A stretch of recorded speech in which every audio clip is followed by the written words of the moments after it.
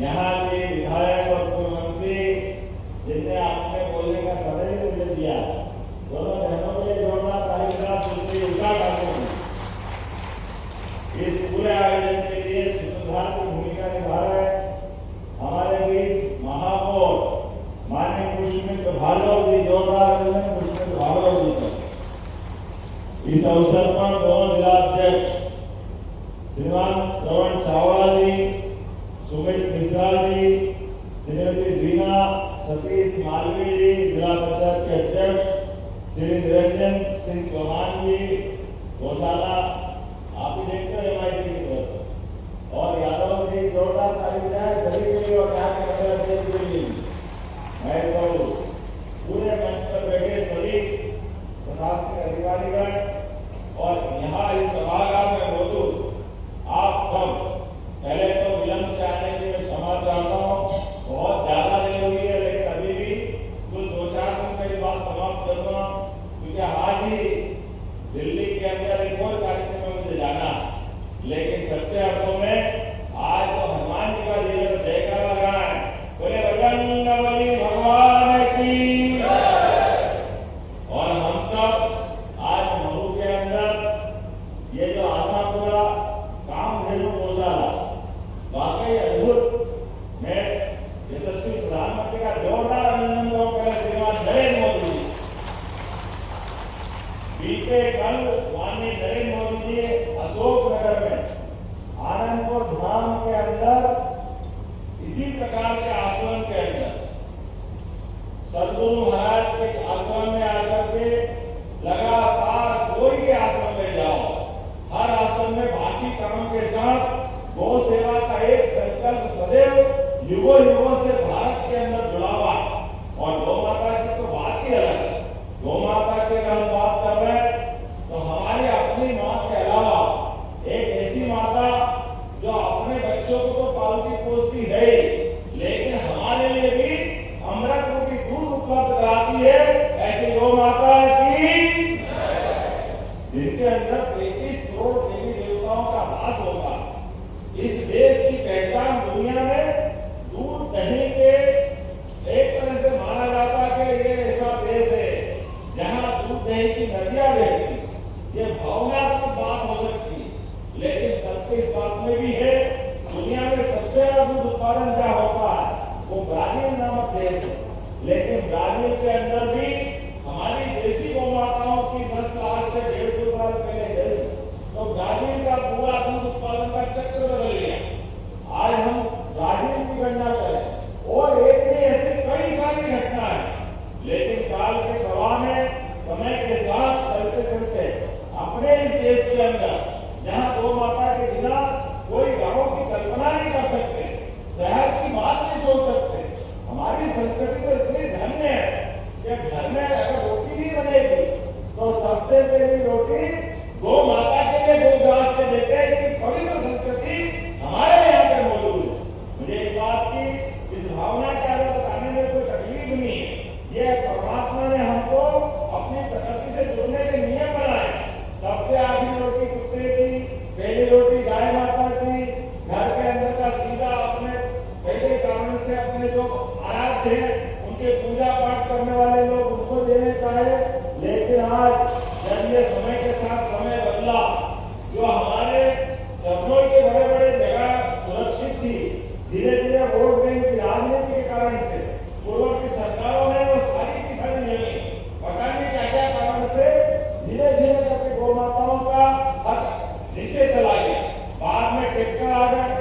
पीने के पानी के साथ सिंचाई के संसाधन बढ़ गए, बिजली आ गई, लेकिन इन सबकी मार अगर किसी पर पड़ी है तो हमारी गौ माता पे पड़ी। जाने अनजाने हमसे ये जो गलती हुई है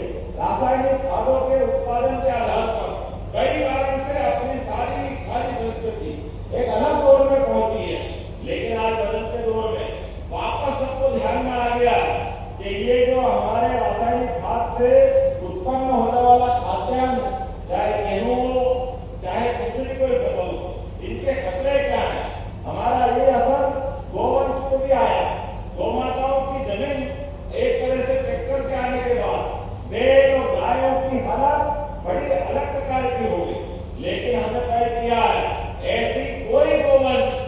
जहां भी जिसको हल्की भाषा में ये माना जाता है कि उसका अपना परिवार नहीं है, इसलिए शब्द वापरते कि लावारिस। मां कोई लावारिस होती है, शर्म आना चाहिए, दुख करना चाहिए। और सरकार के होने के नाते से हमने तो पूरा वर्ष जैसे शपथ ली थी गोवंश के रूप में घोषित किया कि पूरा वर्ष गौ माता की सेवा के लिए समर्पित किया जाएगा। ये हमारी योजना है। और समान रूप से योजना बनाने के लिए अधिकारियों से कहा कि आप अपने अपने नगर निगम के अंदर, खासकर के बड़ी नगर निगम, बड़ा संकट आता है नगर निगम के बड़े दायरे में गाय मिल जाए या अधिक मात्रा में पालतू कुत्ते, आवारा कुत्तों के रूप में नगर निगम पकड़ती पता नहीं कहां छोड़ के आ जाए, गाय माता को पता नहीं कहां छोड़ के आ जाए, जिनके जिनके खेत होते सब दुखी होते।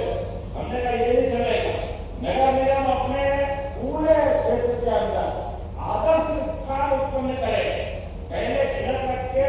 गाय माता आवारा पकड़ाती थी, जो जिसकी थी वो जुर्माना दे के ले जाता था, लेकिन अब जुर्माना भी देने नहीं आता, गाय माता को भी छोड़ देता है, बड़ा संकट आता। हमने कोई चिंता मत करो, अपनी सरकार बनने के बाद हमने कहा ये सारा खर्चा सरकार उठाएगी, बड़ी बड़ी गौशाला बनाओ, 10,000, 15,000, 5,000 सारा पैसा सरकार देगी, किसी को कोई दूसरा खर्च करने की जरूरत नहीं। अरे हमारी संस्कृति में हमारे लिए तो कितना अच्छा नारा है, और हमारे भाग में जाता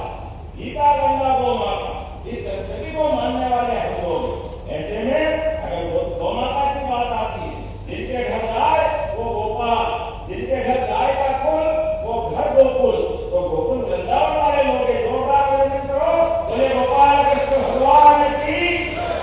जब हम अपने गोपाल कृष्ण को याद करते हैं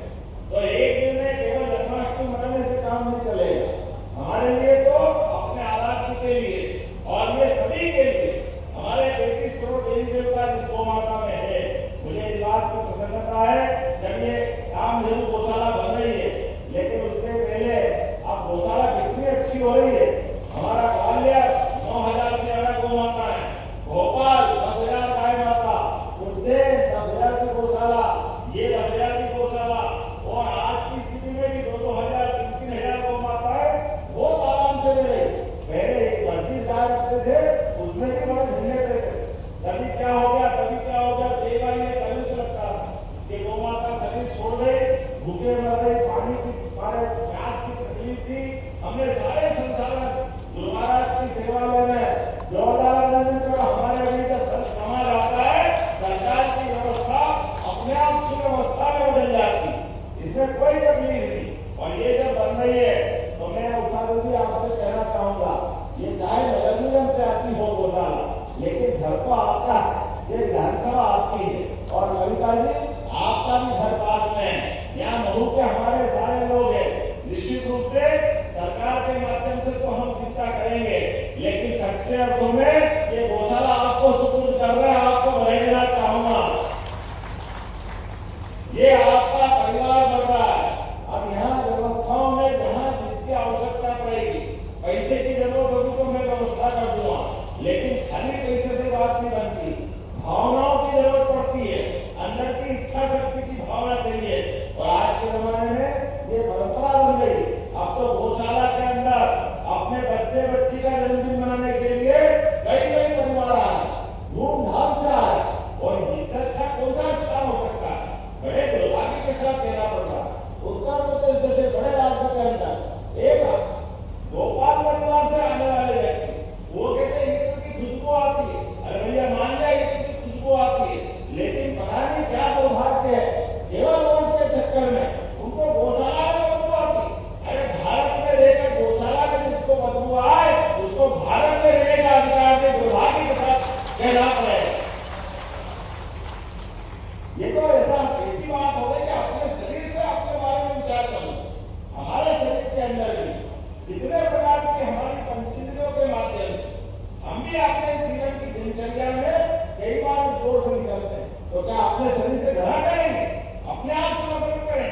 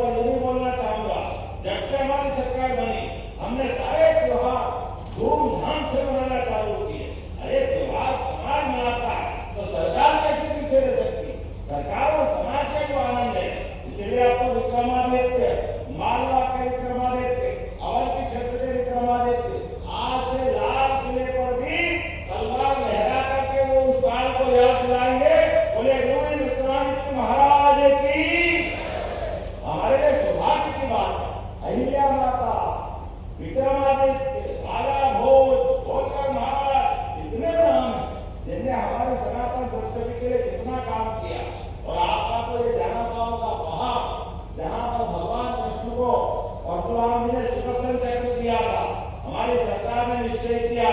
कि जहां जहां गोपाल कृष्ण की लीला हुई प्रत्येक स्थान को तीर्थ की तरह बनाएंगे, तीर्थ की तरह हमने इनके लिए धनराशि रखी। अरे जिनसे हमको आदर